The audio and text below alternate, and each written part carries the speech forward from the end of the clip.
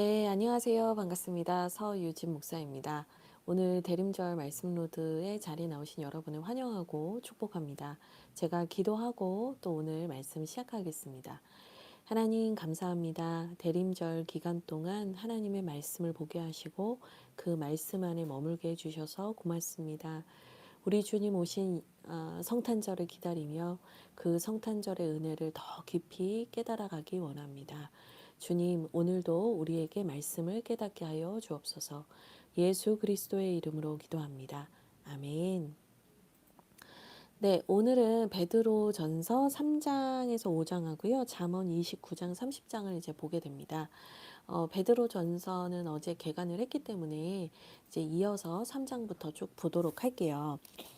네, 앞에는 이제 베드로가 이제 말하는 복음에 대한 이야기를 한 거죠. 예수 그리스도께서 우리의 죄를 어떻게 씻어 주셨고 또 그분이 우리에게 어떤 소망을 주셨는가, 산소망을 주셨다.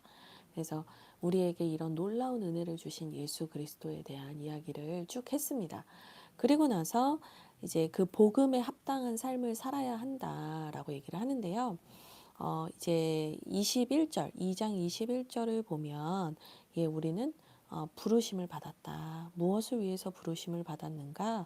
예수 그리스도의 자취를 따라오도록 부르심을 받았다라고 얘기를 해요. 그래서 그 은혜를 받은 자로서 그 은혜와 상관없이 이제 내 맘대로 살겠다가 아니라 주님께 받은 그 은혜를 기억하면서 주님을 따라가는 그 제자의 길을 가는 것이 중요하다라고 하면서 2장이 끝난 거죠. 이제부터는 3장부터는 그 복음에 합당한 삶, 우리가 이제 실제로 살아가는 삶의 자리에서 그러면 우리의 부르심을 어떻게 이루어갈 것이냐, 이제 이 얘기를 합니다. 그래서 3장에 처음에 나오는 게 뭐냐면 아내는 이렇게 하고 남편은 이렇게 하라라는 얘긴데요. 그러니까 사도 바울 선생님의 어떤 뭐 서신서들을 다 보면 그렇고 뭐 또 그분이 하나님의 감동으로 이제 이 성경을 기록한 거니까 하나님께서 가장 중요하게 생각하시는 게 뭐냐면 제일 중요한 공동체가 가정이라는 걸 알 수 있어요. 그래서 우리가 복음을 알고 배우고 복음을 경험해서 그 복음대로 살아간다는 거에 교회에서도 마땅히 그 복음대로 살아가는 삶이 중요하지만 우리가 가장 많이 거하고 살아가고 있는 이 가정 공동체 안에서 우리가 이 복음대로 살아가는 것이 진짜 중요한 거죠. 그래서 1절을 보시면 아내들아 이와 같이 자기 말씀 남편에게 순종하라. 이는 혹 말씀을 순종하지 않는 자라도 말로 말미암지 않고 그 아내의 행실로 말미암아 구원을 받게 하려 함이니라고 얘기를 해요. 그러니까 아내들아 남편에게 순종해라. 그것이 하나님께서 원하시는 것이다. 그러니까 여기에서의 순종은 남편은 왕이 되고 아내는 종노릇을 해라 이런 의미가 아니고요. 하나님께서 세우신 리더, 질서에 순종하는 게 중요하다라는 거예요. 그러니까 교회도 그렇잖아요. 교회 안에 서열이 있는 건 아니거든요. 그런데 교회 안에는 질서가 있죠. 하나님이 세우신 질서가 있고 목자가 있고 양이 있잖아요. 똑같아요. 가정 안에도 하나님께서 세우신 리더가 누구냐? 남편인 거죠. 그래서 남편에게 잘 순종하는 것이 중요하다라는 얘기를 합니다. 그러면서 되게 중요한 얘기를 하는데요. 뭐라고 하냐면 이 말씀을 순종하지 않는 자라도, 그러니까 남편이 하나님을 안 믿는 자라고 해도 아내의 말이 아니라 아내의 행실로 말미암아 구원을 받게 될 수 있대요. 그러니까 남편이 불신자인데 아내가 하는 행동을 통해서 남편의 마음이 바뀌어지고 부드러워져서 결국엔 구원을 받게 된다는 거예요. 그러니까 그런 하나님의 은혜를 주실 수 있기 때문에 믿는 아내는 더더군다나 믿지 않는 남편과 산다고 해서 그 남편을 미워할 것이 아니라 행동으로 그 남편을 더 사랑하고 섬기고 순종해야 된다라고 얘기를 하고 있습니다. 그러면서 여인들은 항상 정결해야 되고 또 3절에 보면 너희의 단장은 머리를 꾸미고 금을 차고 아름다운 옷을 입는 외모로 하지 마라. 그러니까 너무 화려하게 자기를 치장하고 자기 외모를 가꾸는 게 여자의 아름다움이 아니라는 거예요. 물론 2절에 보면 정결해야 된다라고 하니까 그렇다고 막 안 씻고 막 이렇게 지저분하게 하고 다니면 안 되죠. 정결해야 되죠. 하지만 너무 과도하게 자신의 외모를 꾸미는 것은 사람들은 그게 아름답다라고 생각하지만 이게 실상 아름다움이라고 여겨지지 않는다는 거예요. 그럼 뭐가 아름다운 거냐? 4절에 오직 마음에 숨은 사람을 온유하게 하고 이런 얘기가 나와요. 그러니까 숨은 사람, 너희의 속사람이 어떤지가 더 중요하다는 거예요. 속사람이 온유한가? 또 안정한 심령에 썩지 아니할 것으로 이렇게 나와 있죠. 그러니까 이게 결국에는 그 내면이 잘 정돈돼 있고 그 마음이 평안하고 그 마음이 부드럽고 따뜻한 여인이 아름다운 여인인 거지 외모를 막 치장하는 여인이 아름다운 여인이 아닌 것을 너희가 알고 있어야 된다. 이렇게 얘기를 해요. 그러면서 이는 하나님 앞에 값진 거래요. 그러니까 하나님께서 아름답다, 내 딸아 아름답다 하는 여인은 내면이 하나님의 말씀으로 꽉 차 있고 그 내면이 온유한 사람이지 뭐 막 아름답고 막 너무너무 막 뭐 그런 뭐 보여지기에 뭐 그런 분이 아니다. 이런 얘기를 합니다. 그러면서 5절에 거룩한 부녀들처럼 너희도 남편에게 순종하고 너희 자신을 단장하라. 이렇게 얘기를 되어 있어요. 그러면서 예를 드는 게 누구냐? 거룩한 부녀 중에 한 명인 사라를 예로 듭니다. 그래서 아브라함, 남편인 아브라함을 주라고 칭하며 순종했던 것을 너희가 기억하지 않니? 라고 하면서 이 사라가 아브라함을 너무나 이렇게 잘 따랐다는 거예요. 순종했다는 거예요. 그래서 하나님께서 그 사라를 아름답게 보셨다는 얘기를 지금 하고 있는 거죠. 근데 이제 여기에서 이제 아내들에게 중요한 건 뭐냐면 하나님이 세우신 질서를 따라 남편에게 순종하고 남편을 사랑으로 잘 섬기는 것이 너무 중요합니다. 이제 이 얘기를 이렇게 다양한 표현으로 한 겁니다. 그리고 나서 7절부터는 남편들도 해야 할 일이 있어요. 저는 이 말씀을 너무 좋아하는데 뭐 다른 서신서에도 과음표가 있지만 여기에서 되게 중요한 내용들이 아주 농축적으로 한 절인데 다 나와 있어요. 그래서 저는 한 가정의 가장으로서 남편분들은 이 말씀 한 구절 정도는 꼭 암송하시면 참 좋겠다는 생각을 합니다. 그래서 이렇게 얘기를 해요. 남편들아, 이와 같이 지식을 따라 너희 아내와 동거하고 그를 더 연약한 그릇이요 또 생명의 은혜를 함께 이어받을 자로 알아 귀히 여기라. 그러니까 아내가 나보다 연약한 그릇이라는 것을 알고 존귀하게 여기라는 거예요. 이렇게 정말 그 여인을 소중히 다루라는 거예요. 그러니까 뭐 부부는 평등하니까 너랑 나랑 똑같다 뭐 이러면서 이제 막 아내를 몰아붙인다든지 이런 게 아니라 뭐 사실은 여성이 뭐 하나님이 형성하실 때에도 남성보다 더 좀 뭐랄까요 약한 부분이 있죠. 육체적으로 그거는 뭐 부인할 수 없는 거니까요. 근데 육체적으로든 또 정서적으로든 어떻든 이 남편이 이 아내는 나보다 약하기 때문에 내가 이 사람을 품어줘야 돼라는 마음을 갖는 게 너무 중요하다는 거예요. 그리고 생명의 은혜를 함께 이어받을 자로 알아 귀히 여기라. 그래서 함께 자식을 낳고 또 하나님의 나라를 확장해가는 동역자로서 우리가 함께하는 사람이라는 것을 알고 귀히 여겨야 되죠. 근데 막 여성을 뭐 성적인 대상으로만 생각한다든지 아니면 내 밑에 사람이라고 생각을 한다든지 이러면 내 아내를 존중하지 못하겠죠. 근데 하나님은 분명히 뭐라고 해요? 생명의 은혜를 함께 이어받을 자다. 하나님께서 두 사람을 같이 부르셨다라고 얘기를 하고 있어요. 그래서 이렇게 아내를 더 소중히 여기고 사랑하고 이렇게 하면은 이게 하나님 앞에 상달이 되는 것 같아요. 왜냐하면 이 다음에 이제 기도에 대한 얘기가 나오거든요. 너희가 이렇게 해야 되는데 왜냐하면 너희 기도가 막히지 아니하게 하려 함이라 이렇게 얘기를 해요.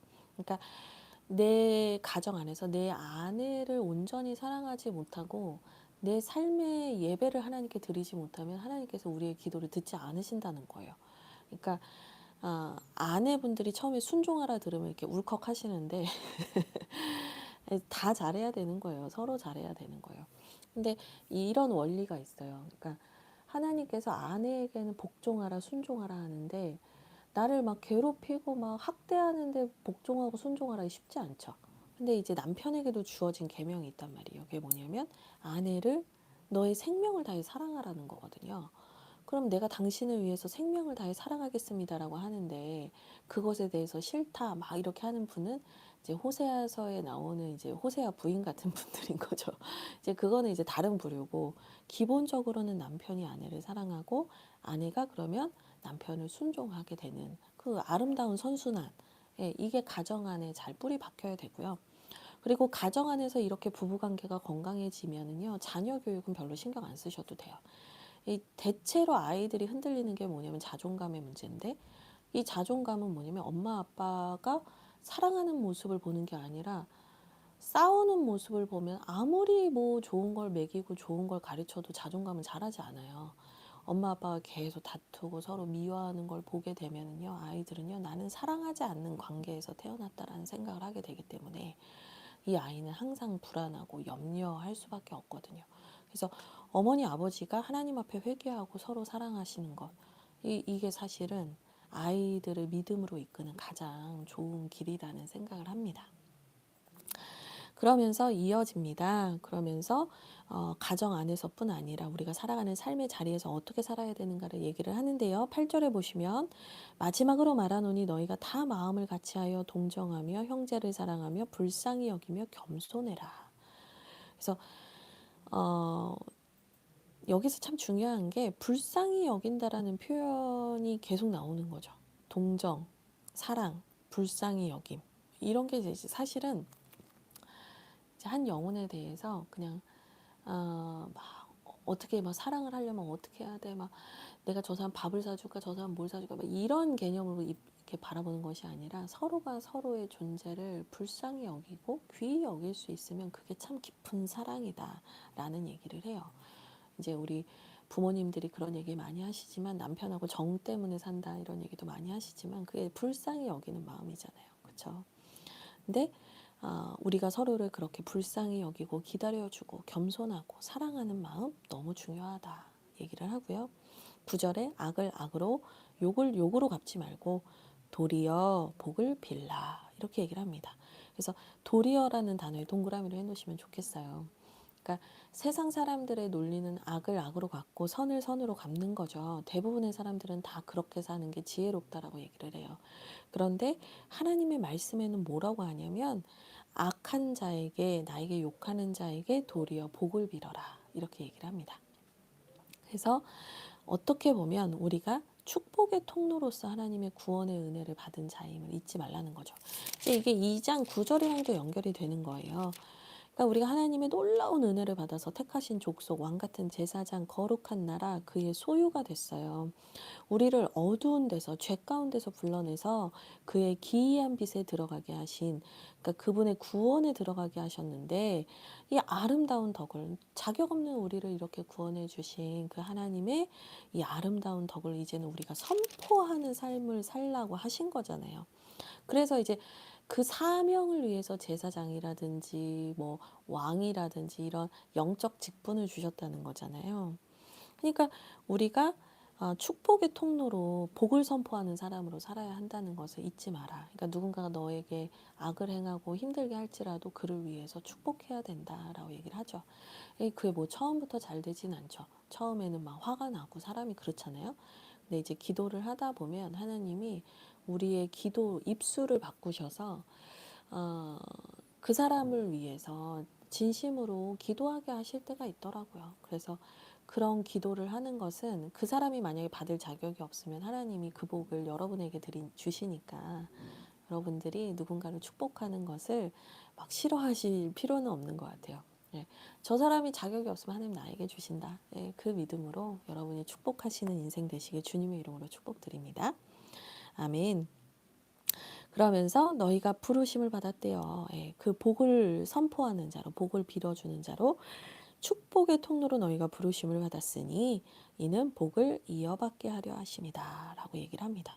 누구에게 이어받겠어요? 예, 이 복을 이어받는다는 건 결국에 예수 그리스도의 길을 따라간다는 의미인 거예요. 여러분 우리가 뭐 어머니 아버지의 복을 이어받나 막 여기서 갑자기 막 생뚱맞게 그런 생각하시면 안 돼요. 내 자식에게 복이 흘러가려나 막 이 생각하시면 안 되고 여기에서 우리가 부르심대로 산다는 건 제가 처음에 말씀드렸던 2장 21절처럼 우리가 부르심대로 살아가는 것은 그리스도의 자취를 따라가는 거예요. 그리스도께서 우리에게 흘려보내 주신 복을 우리에게 이어가게 하신다. 이렇게 이해하시면 되겠습니다.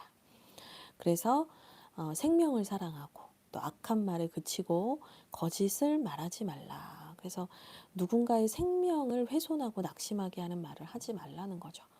예, 그리고 11절 화평을 구하고, 예, 그렇게 쭉 얘기를 하면서 13절에 열심으로 선을 행하면 누가 너희를 헤아리요 하면서 너희가 하나님 앞에서 하나님의 백성답게 평화를 만들어가는 사람으로 또 선을 행하는 사람으로 살아가라 이렇게 얘기를 하고 있습니다.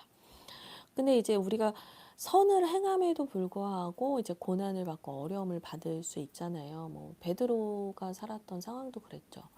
예. 그리스도인이라는 이유만으로 너무나 어려운 일들을 겪었잖아요. 그리고 이제 제가 그 책에서 보니까 예전에 이제 1세기 당시에 로마에서 뭐 가난한 자나 어려운 자들을 제일 많이 돕는 게 기독교인이었다고 하더라고요. 그래서 그 구제나 이런 거를 이제 교회에서 그리스도인들이 되게 많이 했는데 나중에는 그런 어떤 뭐 정치적인 어떤 불만이나 뭐 사회적인 어려움이나 막 이런 게 쌓여가니까 그런 이제 그런 분노나 이런 거를 해소할 희생양을 찾다가 그리스도인들에게 그걸 돌려서 뭐 도시에 화재 사건이 났을 때 그게 뭐 그리스도인이 했다라고 뭐 몰아간다든지 뭐 이렇게 하면서 이제 박해가 막 엄청나게 심해지는 거잖아요. 근데 어쨌든 이제 초대교회는 이 순교자의 피와 눈물 위에 세워진 교회인 것 같아요. 그 교회의 은혜를 우리가 받아 누린 거고요. 베드로 사도가 살았던 시대에도 이런 교회나 그리스도인을 향한 박해와 고난이 분명히 있었죠.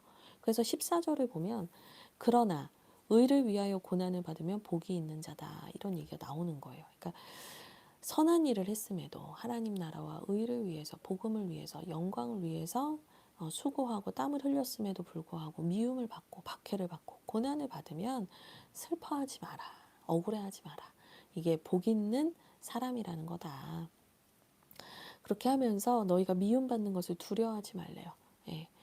우리가 이제 내가 원치 않는 어떤 힘든 상황들이 닥쳐왔을 때 우리가 이제 두렵잖아요. 이게 나의 죄 때문인가 막 이런 생각이 들 때가 있잖아요.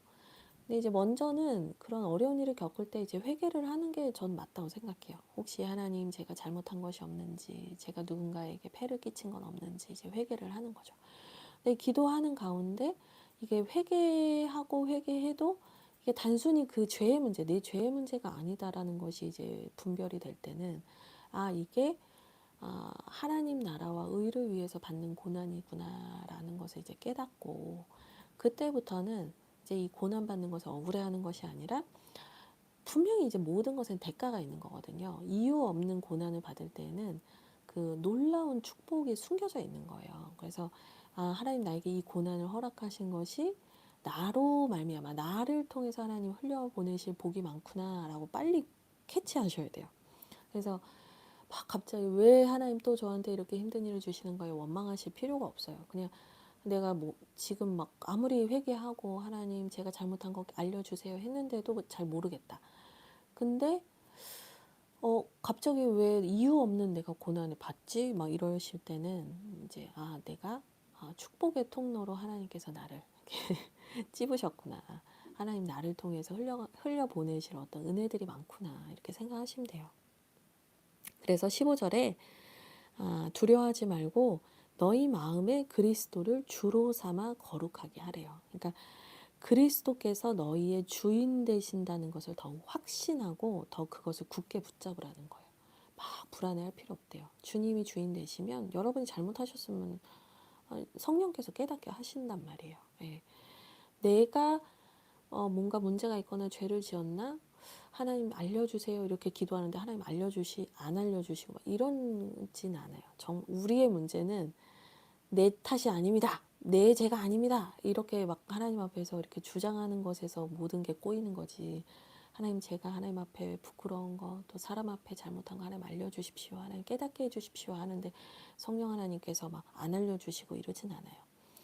그러니까 우리 마음에 그리스도를 주인으로 삼아 그리스도께서 우리의 주인 되셔서 우리를 통치해 주시는 그 마음의 평강 속에서 우리는 이 고난도 이렇게 담대하게 맞이하라는 거예요. 수용하라는 거죠.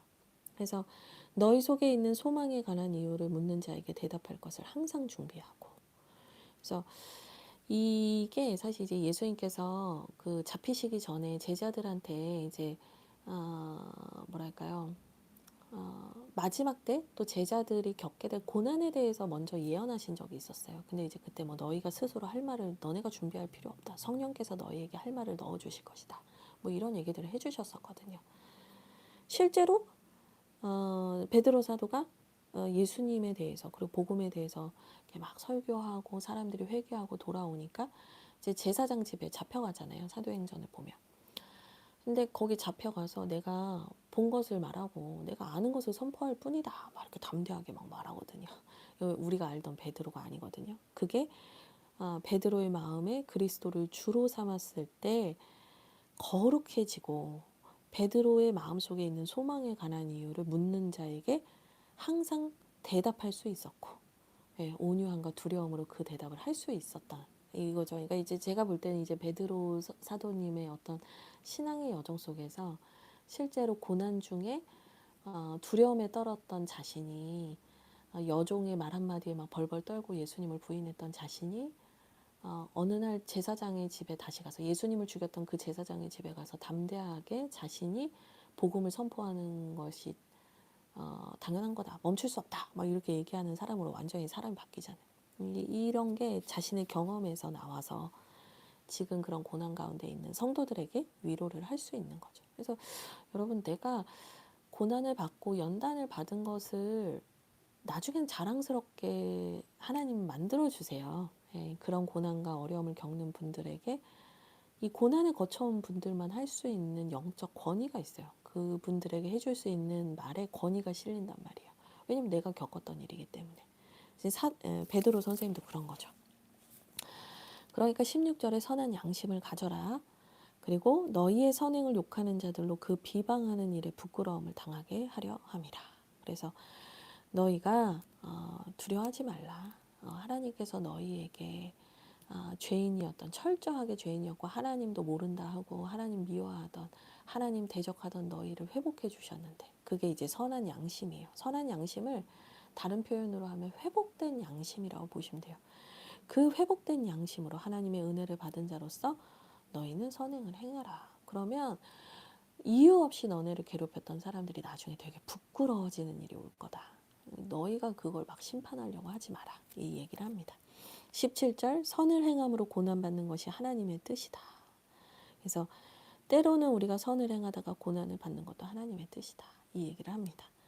그래서 이 하나님의 뜻이라는 이거를 풀기 위해서 예수님의 예시를 드는 거예요. 그래서 18절에 예수님께서도 죄가 없으신데 불의한 자를 대신해서 왜 죄값을 지불하셨냐. 왜 하나님의 뜻 아니었냐. 그러니까 의인의 고난은 불의한 자들을 구원하시는 하나님의 통로인 거죠.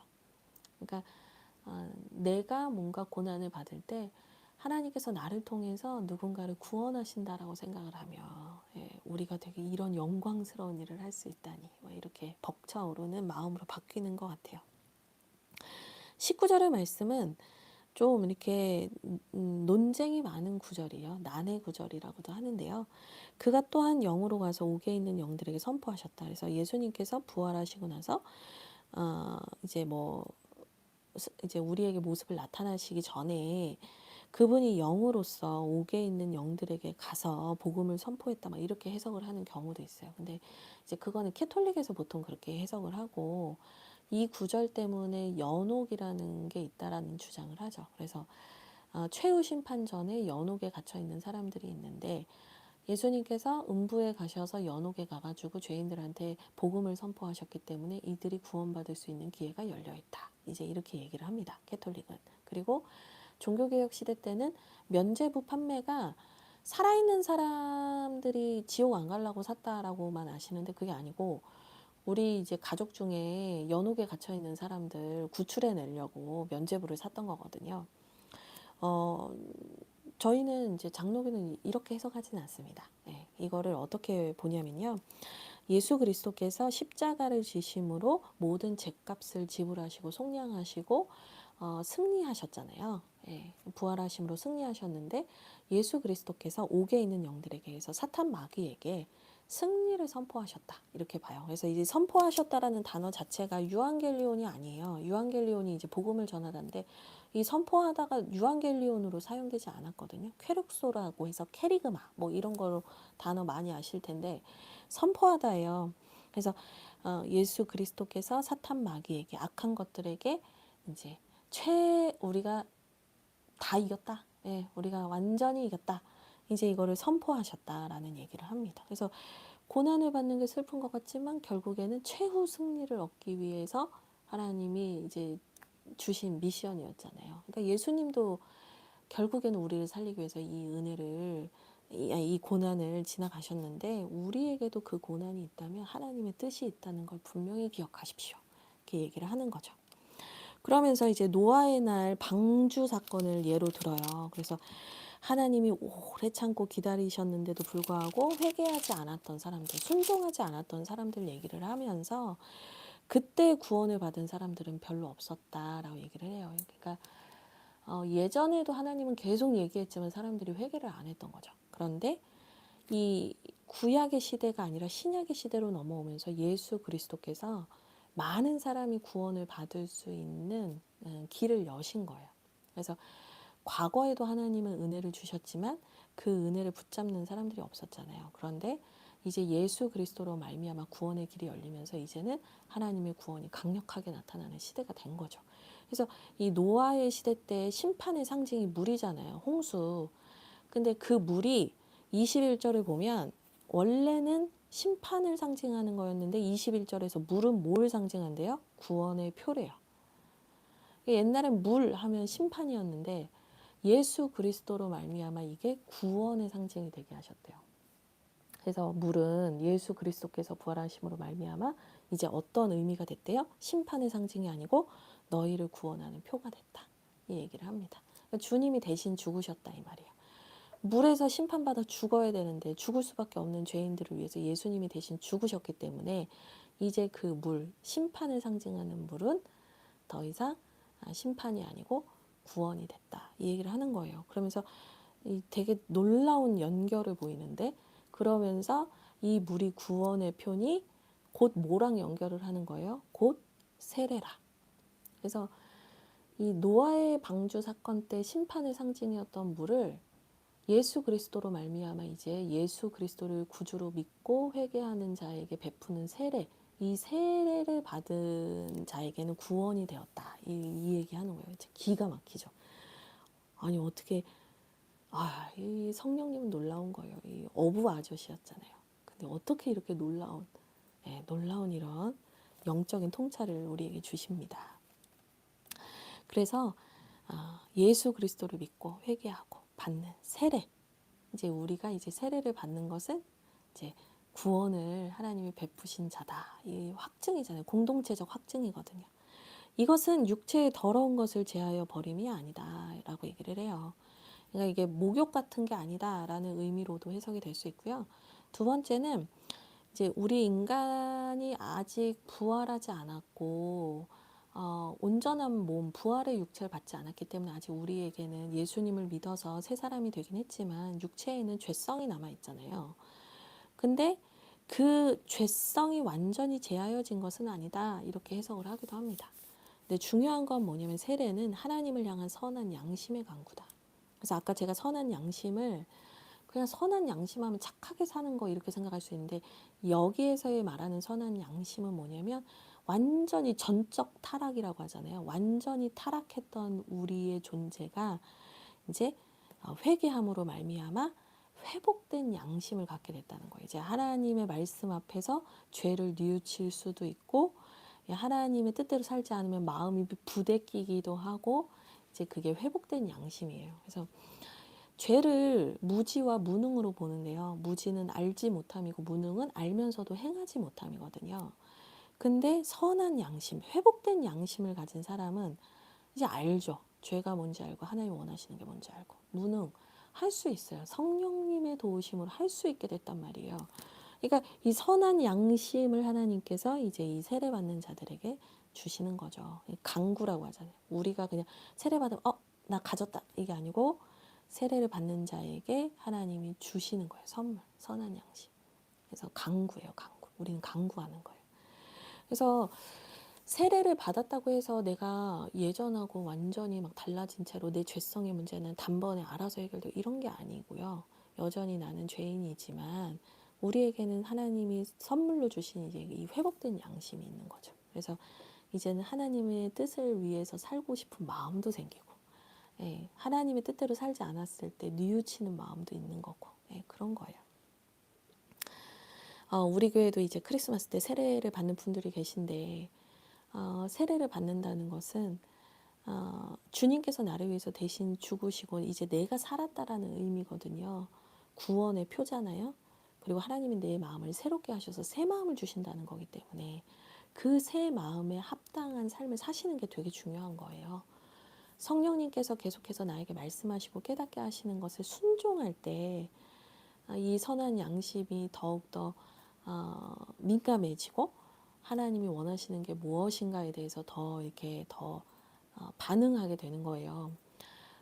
데살로니가 우리가 전서 배울 때도 들었지만 성령을 소멸하지 말라 그랬거든요. 근데 우리가 세례를 받았음에도 불구하고 여전히 내 마음대로 내 뜻대로 살고 그 선한 양심의 움직임을 닫아버리고 무시해버리고 그러면 어떻게 되겠어요? 무감각해지는 거예요, 다시. 세례를 받았다가 끝이 아니에요. 내가 약속했던 것, 하나님 앞에서 약속했던 것들, 내가 구원받는 자로서 하나님 앞에서 감사함으로 고백했던 것들, 그리고 또 이 세례를 베풀고 이 세례를 공식적으로 인정해준 교회 안에서 내가 성도답게 살고 있는가. 여러분 이런 거 다 돌아보셔야 돼요. 그냥 공장처럼 세례 주고 공장처럼 세례 받고 그 다음은 또 내 맘대로 살고 이렇다면 세례를 안 받는 게 나아요. 그냥 진짜 내가 그렇게 살고자 하는 하나님의 백성대로 백성답게 살고자 하는 마음이 드실 때 받으면 돼요. 뭐 이거 안 받으면 막 이거 지금 당장 막 큰일 나고 막 이런 거 아니잖아요. 정말 여러분이 하나님 앞에서 바르게 살 마음이 드셨을 때 세례를 받으라. 저는 그런 얘기를 드립니다. 어쨌든 이제 4장으로 넘어갈게요. 그래서 이제 뭐 우리는 가정 안에서 세상 안에서 이렇게 살아야 되고 고난을 받더라도 의를 행하고 선을 행해야 된다. 이제 이 얘기를 하고 나서 4장으로 넘어와요. 그래서 1절 그리스도께서 이미 육체의 고난을 받으셨으니 너희도 같은 마음으로 갑옷을 삼으라.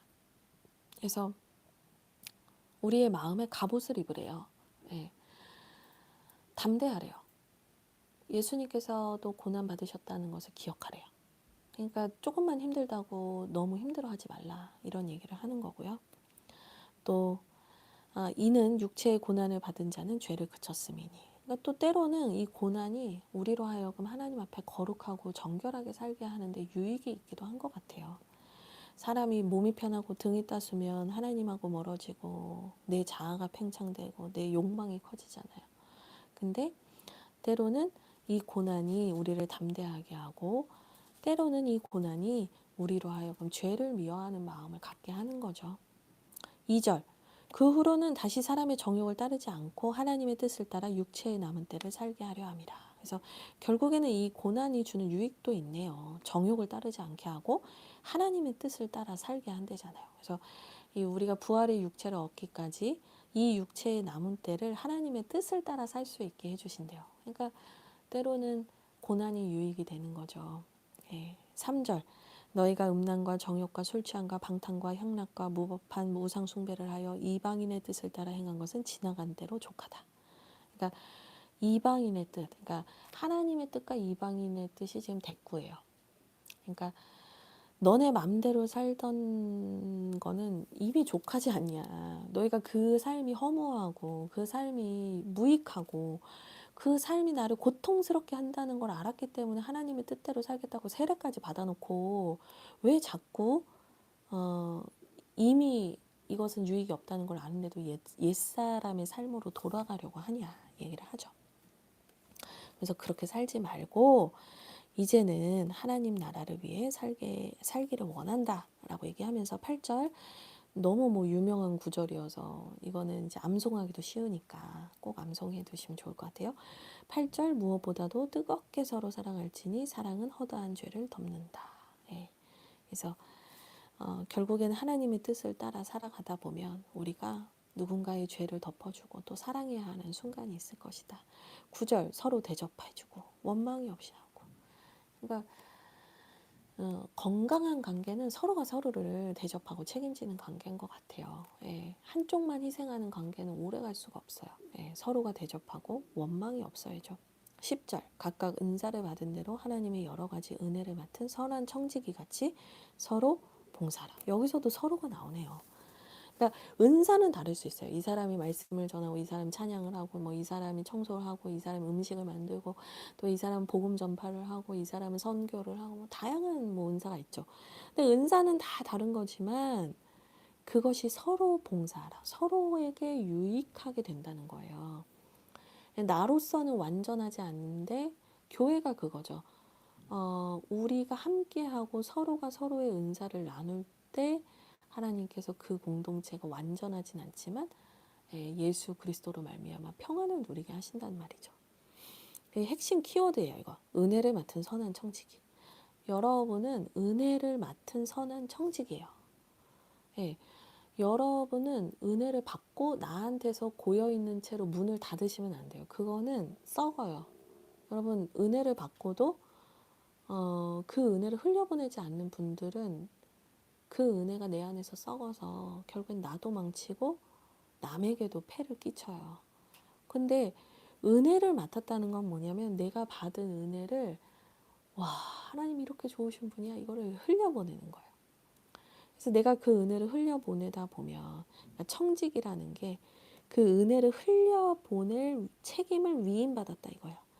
내가 그렇게 살다 보면 하나님께서 영광 받으시고 교회가 든든히 서가고 고난 중에도 교회 공동체가 더욱더 굳세어지는 거죠. 그러니까 그게 이제 카타콤 같은 무덤 속에 있었던 교회, 그런 교회의 모습이 그렇죠. 제가 예전에 이제 카타콤을 가봤는데 생각보다 가면 되게 깊고요. 옛날 무덤이 지하에 있었으니까 생각보다 춥고 생각보다 깊고 길이 많이 복잡해요. 그래서 제가 예전에 카타콤을 갔을 때 한 뭐 일본인 분이 거기에서 혼자 개인 행동하다가 길 잃어서 돌아가신 분이 있다고 할 정도로 길이 복잡해요. 그러니까 이제 그 무덤 속에 숨어 다니면서 핍박을 피해서 이제 신앙생활을 했던 분들이 초대교회 분들이 계시는 거죠. 근데 이분들이 무덤에 살고 있고 무덤 안에서 교회를 세워가는데도 이분들이 거기에서 오랜 시간을 공동체로 살았단 말이에요. 어떻게 가능했겠어요? 서로가 서로를 사랑하고 봉사하고 섬기고 함께 예배하고 무덤에서도 교회가 생기는데 지금 우린 너무 좋은 환경에 있잖아요. 예. 그러니까 우리의 마음이 성령님의 통치를 따라서 그 선한 양심을 주신 하나님의 통치를 따라서 하나님이 기뻐하시는 일을 해야죠. 11절 만일 누가 말하려면 하나님의 말씀을 하는 것 같이 하고 누가 봉사하려면 하나님이 공급하시는 힘으로 하는 것 같이 하라. 그래서 결국에는 각자의 은사대로 섬길 때 하나님이 공급하시는 힘으로 하라는 거예요. 내 힘으로 하려고 하면 당연히 짜증나죠. 나만 하는 것 같죠. 근데 하나님이 공급하시는 힘으로 하면 즐겁죠. 기쁘죠. 더 하고 싶죠. 이는 범사의 예수 그리스도로 말미암아 하나님이 영광을 받으시게 하려 함이니 그에게 영광과 권능이 세세에 무궁하도록 있느니라. 아멘. 그래서 결국에는 각자가 하나님의 은혜를 맡은 선한 청직이라는 인식을 가지고 서로가 서로를 봉사해야 되는데 그 봉사하는 순간에도 하나님이 공급하시는 힘으로 하래요. 우리 교회도 이제 자원하는 분들이 섬깁니다라는 대원칙이 있어요. 모르셨다면 지금이라도 아셔야 돼요. 저희 교회는 자원하고 기뻐하는 마음으로 섬기는 분들이 섬기는 거예요. 억지로 섬기라고 절대 말씀드리지 않아요. 그래서 저희가 10월 달에 비전 섬김 신청서를 드리는 거고 거기에 스스로 기도하고 스스로 결단해서 섬기는 거잖아요. 근데 여러분 여기에서 자원하는 자라고 이제 저희가 많이 얘기를 하는데 여기에서 자원을 하나님이 공급하시는 힘을 구하지 않으면서 그냥 내가 타락한 내 심령으로 있으면서 나는 자원하는 마음이 없네 이러면 안 되는 거예요. 여기에서의 자원은 성령께서 우리에게 부어주시는 마음이고 섬기기를 원하는 자에게 부어주시는 마음이란 말이에요. 그래서 출애굽기를 보면 성막을 지을 때 광야 생활을 하는 이스라엘 백성들이 이제 성막 생활을 할 때 그 성막을 지으려고 할 때 자원하는 사람들이 막 이것도 가져오고 저것도 가져오고 이렇게 막 성막을 세워가거든요. 근데 중요한 게 뭐냐면 할 마음이 있는 자에게 하나님이 자원하는 마음과 기쁜 마음을 주신다는 거예요. 그러니까 내가 하나님께 구하지 않고 하나님께 쓰임 받으려는 마음이 애초에 없으면 자원하는 마음이라는 건 하나님 부어주실래야 부어주실 수가 없어요. 오히려 자원하는 자가 하면 된다라는 말로 내가 누군가를 위해서 섬기고 헌신하는 것을 회피하는 데 사용할 수 있죠. 네. 저는 그건 아닌 것 같아요. 네. 내가 하고 싶지 않아서 귀찮아서 게을러서 회피하는 건데 그 하나님 주신 감동이 없다. 이렇게 말하면 안 돼요. 하나님께 무슨 감동은 구하고 나서 기도하고 나서 하나님이 부어주시는 마음이 있었는데 그래서 이런 선택을 합니다. 이거는 맞아요. 근데 내가 애초에 방어적으로 아무것도 하지 않으려고 하는 상태에서 저는 어떤 감동도 받지 못했고 어떤 자원하는 마음도 없습니다. 당연히 부어지지 않죠. 근데 이렇게 기도해 보는 거예요. 하나님, 제가 하나님의 그 은혜를 맡은 선한 청지기로서 제가 우리 교회를 섬기고 우리 가정을 섬기기 원하는데 하나님, 제가 무엇을 하면 되겠습니까? 그런 기도를 해보셨냐는 거예요. 그래서 하나님이 이걸 해라 했을 때 때로는 내가 하고 싶은 일일 수도 있고 내가 하기 싫은 일일 수도 있어요. 근데 하기 싫은 일이어도 하나님, 이거 제가 순종하기 원하신다면 능히 감당할 수 있는 힘을 주십시오 라고 기도하면 하나님이 그 일을 감당할 수 있는 힘을 주시는 거거든요. 이런 맥락에서지 내가 이미 다 하고 싶은 거 하기 싫은 거 결정해놓고 하나님이 나에게 어떤 힘도 주시지 않았고 감동도 주시지 않았으므로 나는 할 필요가 없다. 이거는 이제 자기 합리화다. 네, 이제 그런 말씀을 드리면서 이 고난 중에 있는 교회들도 이렇게 서로가 서로를 섬겼는데 우리가 너무 편안하게 신앙생활을 하기 때문에 더 자기 중심적이고 너무 좀 병적인 자기에 시달리고 있는 시대라는 생각이 좀 많이 들기도 합니다. 어쨌든 12절 사랑하는 자들아 너희를 연단하려고 오는 불시험을 이상한 일 당하는 것 같이 이상히 여기지 말고 고난이 있어도 이상히 여기지 말고 13절 오히려 너희가 그리스도의 고난에 참여하는 것으로 인해서 즐거워해라. 그래서 오히려 고난받는다고 힘들어하지 말고 예수님이 가신 길을 내가 참여할 수 있다니 예수님이 나를 거기에 초대해 주셨다니 너무 감사해 너무 감사해 이 마음으로 기뻐하래요.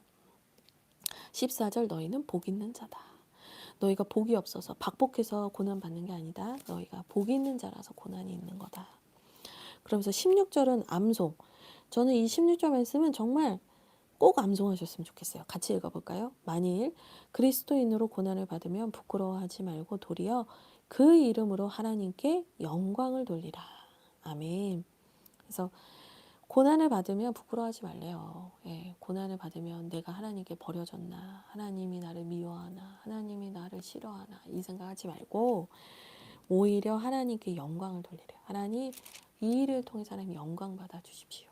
그 기도를 하나님 기뻐하신다는 거예요. 그래서 저도 이 기도를 많이 하는데 어려운 일을 겪거나 힘든 일을 겪을 때 하나님 영광 받아 주세요.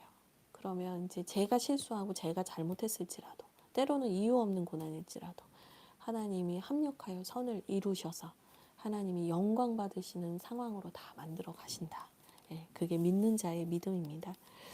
네, 5장 볼게요. 5장 보면은 이제 마지막으로 이제 교회 안에 있는 리더십들에 대한 권면인데요. 1절입니다. 너희 중 장로들에게 권하노니 나는 함께 장로된 자요. 그리스도의 고난의 증인이요 나타날 영광에 참여할 자니라. 그래서 이제 리더십들 나도 너희와 같은 리더십인데 리더십들은 이렇게 살아야 된다. 그러니까 너네만 잘해라가 아니라 나도 너희와 같은 그 하나님께 위임받은 자로서 장로로서 이 말씀을 전하는 거다. 이건 나에게도 해당하는 거다. 이제 이 얘기를 하는 거예요. 2절 너희 중에 있는 하나님의 양무리를 치대에 억지로 하지 말고 하나님의 뜻을 따라 자원함으로 하며 더러운 이득을 위하여 하지 말고 기꺼이 해라. 그러니까 하나님의 양무리를 치되 양무리를 돌보되 억지로 하지 말래요.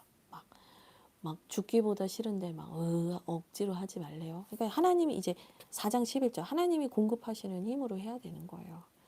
그러니까 내 힘으로 내가 누굴 사랑할 수 있겠어요, 여러분? 여러분 그게 가능하시다고 보세요? 전 불가능이라고 봐요. 우리는 내 힘으로 그냥 가만히 그냥 자연인 상태로 나를 두면 우리는 이기적인 존재예요. 예. 근데 하나님께 구하는 거죠. 하나님이 공급하시는 힘을 계속 구하는 거죠. 억지로 하지 마시고 하나님의 뜻을 따라 자원함으로 하며, 예. 하나님이 공급하시는 힘으로 하나님이 맡기신 일을 위해서 하나님이 주시는 지혜와 능력이 필요한 거죠. 그러니까 하나님이 뭔가 어떤 일을 시키셨다. 그러면 하나님이 그 능력도 주시게 돼 있어요. 예. 구하는 자에게 후히 주시고 꾸짖지 아니하시는 하나님이 넘치도록 주실 거예요. 더러운 이득을 위해서 하지 말고 기꺼이 하며 3절 맡은 자들에게 주장하는 자세를 하지 말고 양무리의 본이 되라. 그래서 결국에는 너희가 힘으로 하지 말고 본이 되어서 예수님처럼 우리에게 본이 되어 주신 예수님처럼 너희가 먼저 솔선수범하고 고난받기를 자처하면 그것을 이제 모든 사람들이 이제 따라오게 될 거다. 그런 얘기를 하는 거죠. 4절 그리하면 목자장이 나타나실 때 시들지 아니하는 영광의 간을 얻으리라. 그래서 목자장, 목자들 중에 장, 예수님이죠. 그래서 철로역장에서도 그 크리스찬이 그 좁은 길 들어가가지고 좁은 문 들어가가지고 순례 여정 시작할 때 해석자의 집에 가면 처음 보는 게 이제 목자의 사진, 이제 목자잖아요. 만나는 게 목자란 말이에요. 그러니까 우리의 목자장이 계신다. 이제 이걸 기억해야 돼요. 그래서 5절 겸손한 자들에게는 은혜를 주신대요.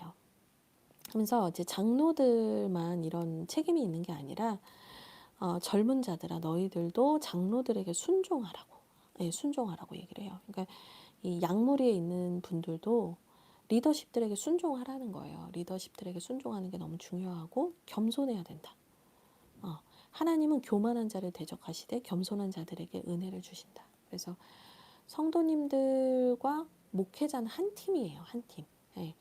서로가 서로를 향해서 대결 구도로 만들어가는 분들이 있는데 그런 분들은 대체로 되게 이상한 분들이에요. 성도님과 목회자는 한 팀이에요. 그래서 목자는 좋은 곳으로 하나님이 기뻐하시는 곳으로 양들을 이끌어 가야 돼요. 예, 푸른 초장으로 인도하는 거고 양들은 또 그 목자를 신뢰하고 순종하며 따라와야 하는 것이고 우린 한 팀이라는 것을 계속 기억해야 돼요. 그래서 겸손하라는 얘기를 계속 합니다. 6절 겸손하라 겸손하라. 이 당시에 뭔가 이 베드로 전후서를 보내는 교회 상황이 겸손하지 않은 사람들로 인해서 좀 어려움이 있었던 게 아닌가 이런 생각도 듭니다. 어쨌든 겸손해라. 7절 너희 염려를 다 주께 맡기라 이는 그가 너희를 돌보심이라. 이것도 너무 유명한 암송 구절이죠. 8절 근신하라 깨어라 너희 대적 마귀가 우는 사자같이 두루다니며 삼킬 자를 찾나니. 9절 너희는 믿음을 굳건하게 하여 그를 대적하라. 이는 세상에 있는 너희 형제들도 동일한 고난을 당하는 줄 알미라. 그래서 되게 이거 거의 다 암송 구절이에요. 여기는 그죠? 그래서 겸손하고 염려를 맡기고 근신하고 깨어서 사탄 마귀를 대적하고 나만 이런 고생한다고 생각하지 말고 모든 믿음을 지키는 자들에게 이 영적 전쟁이 있다라는 걸 기억하고 담대하게 영적으로 대적해라 얘기를 합니다. 10절 모든 은혜의 하나님 곧 그리스도 안에서 너희를 부르사 자기의 영원한 영광에 들어가게 하시니가 잠깐 고난을 당한 너희를 친히 온전하게 하시며 굳건하게 하시며 강하게 하시며 털을 견고하게 하시리라. 아멘 할렐루야. 이 말씀 너무 좋더라고요. 우리가 고난을 받아봤자 잠깐이래요. 예. 영원한 영광에 들어가게 하신대요. 예. 그러니까 뭐 영원을 수치로 표현할 수 없지만 예를 들어서 영원이 이 정도라고 하면은 우리의 인생은 요만큼 이것도 안 될 수도 있어요. 그냥 손으로 굳이 표현하면 요렇다는 거야. 근데 거기에서 받는 그 고난을 슬퍼하는 이유는 뭐냐면 이 생이 전부라고 생각하기 때문이에요. 근데 이제 우리에게 영원한 영광의 시간이 있다는 걸 생각하면 이거 뭐 비교도 안 되는 거거든. 이만큼이 더 좋은 게 여기 있는데. 그쵸? 그러니까 굳건하게, 강하게, 견고하게 여러분의 믿음을 잘 지키세요. 얘기를 하면서 12절에 실로아노, 실로아노를 이제 보낸다. 13절에 바벨론에 있는 교회가 너희에게 모난하고 내 아들 마가도 그리한다. 그래서 이 바벨론에 있는 교회 뭐 이게 어디냐 막 이런 얘기도 하는데 보통 이제 로마 교회 얘기를 하기도 하고요. 마가는 이 마가 요한 그 예전에 그 사도 바울 선생님이랑 선교 여행 갔다 1차 때 도망갔던 그 마가 요한이 어느새 이렇게 성숙해져서 함께 사역을 하고 있는 모습을 봅니다. 여러분 지금 내가 약하다고 슬퍼하지 마시고 믿음의 큰 용사가 되기를 기도하시면 좋겠어요. 이제 잠언 말씀을 볼 텐데요. 29장 30장입니다. 29장은요. 계속해서 이제 악인과 의인, 지혜로운 자와 미련한 자를 계속 이렇게 비교를 하고 있는데요. 이 악인의 삶으로 인해서 이 악인이 자기만 힘들게 하는 게 아니라 악인의 삶은 분명히 영향을 미친다는 얘기를 29장에선 해요. 그래서 29장 6절을 보시면 악인이 범죄하는 것은 스스로 올무가 되게 하는 것이나 의인은 노래하고 기뻐한다. 그래서 악인이 범죄하는 것은 스스로 올무가 되게 하는 거래요. 그러니까 자기 자신에게 제일 안 좋은 짓을 하고 있다는 거예요. 근데 또 29장 1절을 보면 갑자기 패망을 당하기도 한대요. 그러니까 이거 본인에게 안 좋은 거죠. 2절 악인이 권세를 잡으면 백성이 탄식한다. 그러니까 이거는 악인으로 인해서 다른 사람들도 고통받게 된다는 거예요. 그러니까 이 악을 행하는 것이 나만 힘들게 하는 것이 아니라 그 주변에 있는 사람들에게까지 영향을 미친다는 거예요.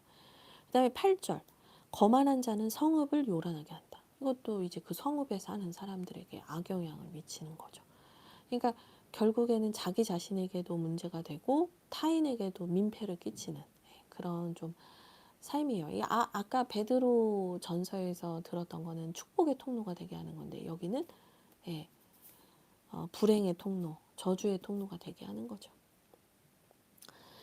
그래서 계속해서 이 악인이 되지 않게 하기 위해서는 이제 이게 어릴 때의 교육이 되게 중요한 것 같아요. 그래서 제가 곰곰이 생각해 봤어요. 잠언에 왜 이렇게 자녀 교육에 대한 얘기를 많이 하나.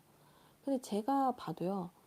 확실히 아기 때 잘 가르쳐 놓으면 이 아이들의 뭐 사춘기가 오고 해서 잠깐 흔들리는 건 있어도 이 믿음이 아주 잘 이렇게 뿌리를 내려요.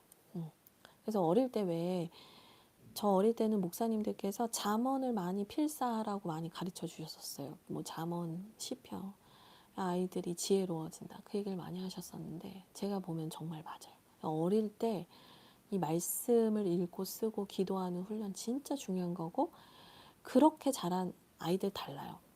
네. 그러니까 결국에는 아이들이 어릴 때부터 무엇이 중요한가, 가치 기준이 뭔가, 뭐가 정말 중요한 것인가를 이제 알고 배우고 자라면 이렇게 막 악인이 되는 건 오히려 어려운 일인 것 같아요. 그래서 이런 악인들의 삶을 쭉 얘기한 다음에 자녀 교육을 얘기하는 이유가 뭐냐. 어릴 때부터 아이들이 의인이 되도록 지혜로운 자가 되도록 가르치라는 거죠.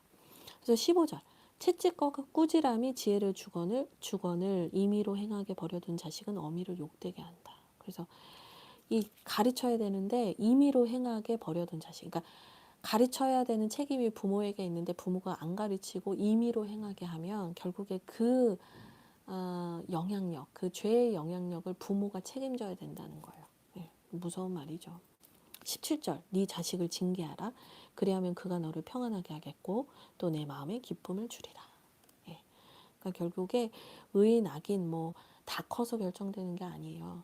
어려서부터 무엇이 중요한가, 하나님이 누구신가, 하나님을 경외해야 된다. 이런 것들 가르치는 게 너무 중요한 거죠. 18절 이것도 되게 유명한 말씀이죠. 묵시가 없으면 백성이 방자히 행하거니와 율법을 지키는 자는 복이 있다. 그래서 하나님의 계시가 없으면 하나님의 그 예언의 말씀이 없으면 백성이 다 자기 마음대로 행한다는 거예요. 하나님은 없다. 하나님이 어디 계시냐. 막 시편에도 있잖아요. 막 그렇게 행한대요. 근데 율법을 지키는 자는 복이 있대요. 그래서 하나님의 말씀, 하나님께서 우리에게 이미 주신 말씀을 잘 붙들고 사는 거 너무 중요합니다. 네, 19절. 종은 말로만 하면 고치지 아니하나니 이는 그가 알고도 따르지 아니함이다. 아까 제가 그 베드로 전서 말씀하면서도 했지만 알고도 따르지 않는 거예요. 그러니까 이 알고도 따르지 않는 게 사실 인간의 완고함이고 완악함이에요. 예. 우리는 내가 싫으면 내가 귀찮으면 자기 합리화를 하는데 그 자기 합리화를 하다가 이제 하나님의 고난이 아니 뭐 하나님이 고난 안 주시기도 하죠. 자기 죄 때문에 고난을 받기도 하죠. 근데 어쨌든 그런 자기 합리화를 하는 사람들은 내 몸이 괴로워지고 내가 막 고통스러워지지 않는 내가 고통스러워지는 상황이 오지 않는 한 별로 고치지 않아요. 네. 계속 버티죠. 밑에 보면 25절 사람을 두려워하면 올무에 걸리게 되거니와 여호와를 의지하는 자는 안전할 것이다. 근데 이게 6절이랑 연결이 되죠. 그러니까 악인도 올무에 걸리는데 25절에 사람을 두려워하는 자도 올무에 걸린대요. 그러니까 악인이 누구예요? 하나님은 두려워하지 않으면서 사람을 두려워하는 자죠. 그래서 결국에는 나를 힘들게 하는 것이다. 그러나 여호와를 의지하는 자는 안전할 것이다. 26절 주권자에게 은혜를 구하는 자가 많으나 사람의 일을 작정은 여호와께로 말미암습니다. 그래서 하나님을 따라야 된다는 거, 하나님을 경외해야 된다는 걸 알지만 그게 나를 불편하게 하고 나를 귀찮게 하기 때문에 말을 듣지 않고 따르지 않아요. 근데 그게 결국에는 나를 어렵게 만든다는 거예요. 지금 내 죄성의 어떤 귀찮음, 불편함 이것 때문에 그 작은 것들 때문에 하나님을 거절하고 하나님 경외하지 않고 내 맘대로 살다가 오히려 더 큰 문제들 때문에 고심하게 된다는 거예요. 그러니까 이제 잠언에서 그러한 분들을 미련한 자다 이렇게 얘기를 하죠. 30장입니다. 잠언 30장은 아굴의 잠언이라고도 알려져 있는데요. 이 말씀은 야게의 아들 아굴의 잠언이다. 그래서 아굴이라는 이름의 뜻을 찾아보니까 거두는 자, 모으는 자라는 뜻이 있었어요. 그래서 지혜를 모아서 이제 전달하는 사람의 기도 이제 그린 거죠. 그래서 2절 보면 나는 다른 사람에 비하면 짐승입니다. 나는 총명이 있지 않습니다. 나는 지혜를 배우지 못했고 거룩하신 자를 아는 지식이 없습니다. 나는 아는 게 없습니다. 그러니까 겸손의 표현이에요. 나는 정말 아는 게 없는 사람이고 난 대단한 사람이 아니에요. 근데 5절에 그러나 하나님의 말씀은 다 순전하며 하나님은 그를 의지하는 자의 방패십니다. 6절 너는 그의 말씀에 더하지 말라. 이 얘기를 하면서 뭘 얘기하고 싶은 거냐면 나는 대단한 사람도 아니고 나는 잘난 사람도 아닌데 하나님의 말씀이 참으로 우리의 삶을 지켜주는 참된 지식입니다. 이제 이 얘기를 하는 거예요. 그래서 그 말씀을 뭐 더했다가 덜했다가 뭐 막 거기에 막 이상한 말 가짜 말 막 붙였다가 아니면 막 지켜야 되는 건데 막 사람들이 불편해하면 어떻게 해서 막 뺐다가 막 이러지 말라는 거예요. 그냥 그 말씀대로 들으시면 됩니다. 그게 지혜래요. 그러면서 되게 유명한 기도가 나와요. 나는 두 가지를 주님께 구했대요. 그래서 죽기 전에 내게 거절하지 마옵소서. 8절 헛된 것과 거짓말을 내게서 멀리하시고 둘째 나를 가난하게도 마시고 부하게도 마시고 오직 필요한 양식으로 나를 먹이시옵소서. 그래서 겸손의 기도. 그러니까 이분이 왜 이렇게 얘기를 하냐면 내가 배가 불러서 하나님을 모른다 하면 안 되고 내가 가난해서 하나님의 이름을 욕되게 하면 안 되기 때문에 하나님 저를 가난하게도 마시고 부하게도 마시고 언제나 진실한 말을 하며 하나님의 말씀을 붙들고 살게 해주십시오라고 이제 말하는데 이런 삶을 살고 이런 기도를 하는 사람이 지혜로운 사람이다라는 것을 우리에게 말해주고 있습니다. 그러면서 18절부터 끝까지는요. 이 아굴이 자기가 살다 보니 좀 신기한 거, 참 놀라운 거, 참 이게 참 놀라운 지혜다라고 싶은 것들을 4개의 분류로 해서 자기가 좀 그룹핑을 해봤다는 거예요. 그래서 18에서 20절은 신비의 영역, 뭔가 분명히 있었는데 흔적이 남지 않는 것들, 그러니까 분명히 존재하는 것 같은데 사라진 것 같은 것들, 예, 그런 이제 신비의 영역들, 이런 것에 대해서 얘기를 하고 21에서 24절은 이제 질서가 깨졌을 때 세상이 어떻게 되는가. 그래서 종이 임금이 되려고 한다든지 뭐 이런 질서가 깨지는 것들이 분명히 문제를 일으킨다 얘기를 하고요. 24절에서 28절은요. 약한 자의 지혜. 그러니까 미물과 같은 개미. 이 개미가 얼마나 지혜로운 줄 아냐. 그래서 이 결국엔 약하지만 함께 살고 약하지만 하나님께서 그 약한 자에게도 자기가 살아갈 수 있는 지혜를 주셨다는 거예요. 네. 그 다음에 29에서 31절은 하나님께서 권위를 주고 통치하게 하신 존재들이 분명히 있다는 거죠. 그래서 세상의 신비, 질서, 지혜, 권위 뭐 이런 것에 대한 자기가 살았던 삶에 대한 일반적인 어떤 지혜의 모습들에 대해서 얘기를 해주면서 마칩니다. 네, 오늘은 좀 길었습니다. 네, 내일 또 최병환 목사님과 뵙도록 하고요. 제가 기도하고 마칠게요. 하나님 감사합니다. 오늘 말씀 우리 깊이 깨닫게 하시고 이 깨달은 말씀으로 우리가 살아갈 수 있도록 우리에게 또 힘과 실천할 수 있는 힘과 능력을 더하여 주옵소서. 예수 그리스도의 이름으로 기도합니다. 아멘. 네, 내일 뵙겠습니다.